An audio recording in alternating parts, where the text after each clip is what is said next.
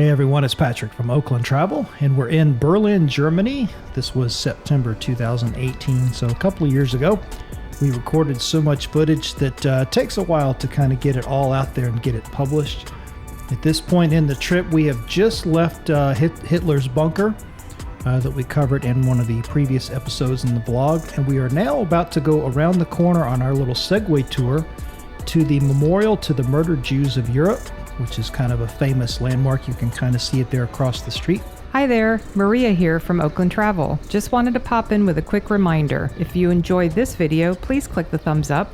If you're new here or you haven't yet subscribed, please consider subscribing with the notification bell on so you'll know when we post new content. Thank you so much for your support to help us reach our goal of 10,000 subscribers by the end of 2022.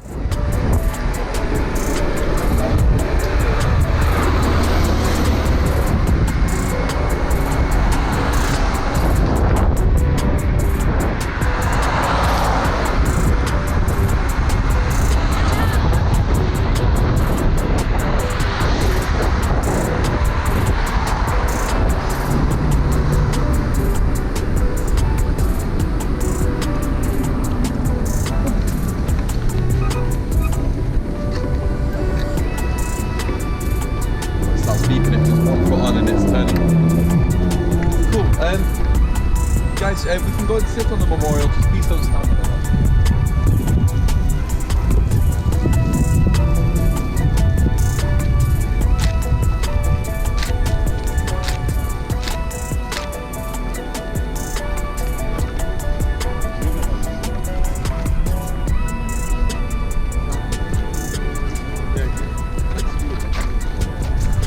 So, yeah, I think most people have been here. So you guys came here yesterday. You went. We came here yesterday. Yeah. We haven't been here yet. Oh, I thought you'd been. Oh. No. Well, basically, just I mentioned briefly. It's called the Holocaust Memorial, but to give it its proper name, it's the Memorial to the Murdered Jews of Europe. It's an important definition to make because there were other groups that were affected by the Nazis.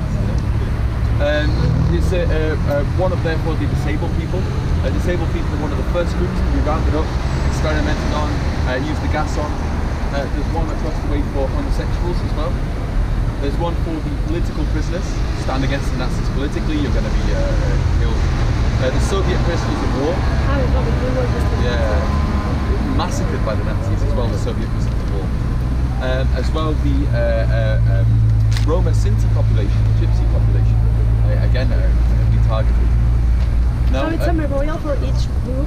Yeah, they do it all. No, they do it all separately. This one is only for the Jewish people. Okay. Yeah, they have separate memorials. Interesting question. Why? I guess I don't know.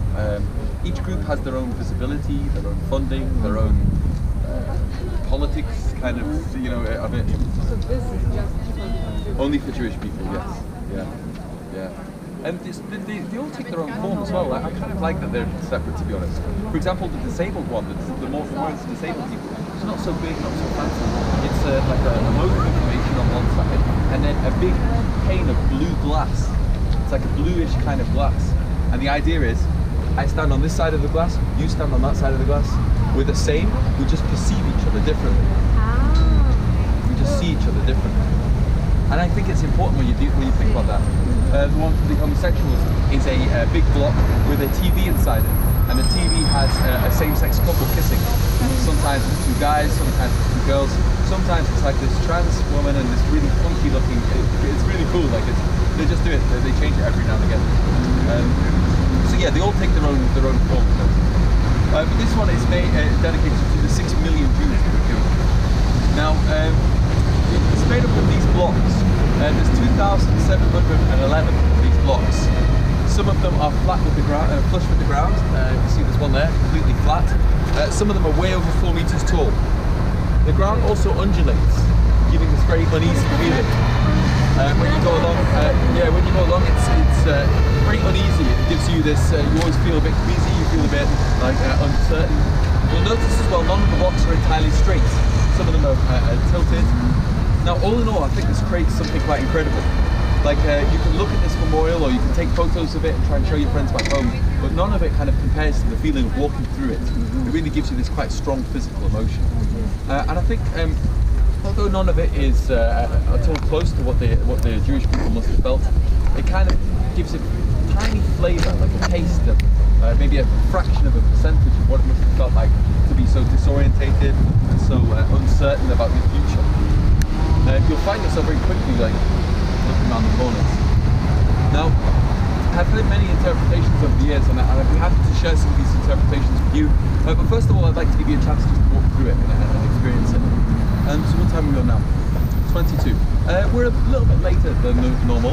Does anyone have anything desperate they need to be back for the TV tower? We'll be back before 2 o'clock. We're not going to be late for 2 o'clock. But cool. All right, then, nice one.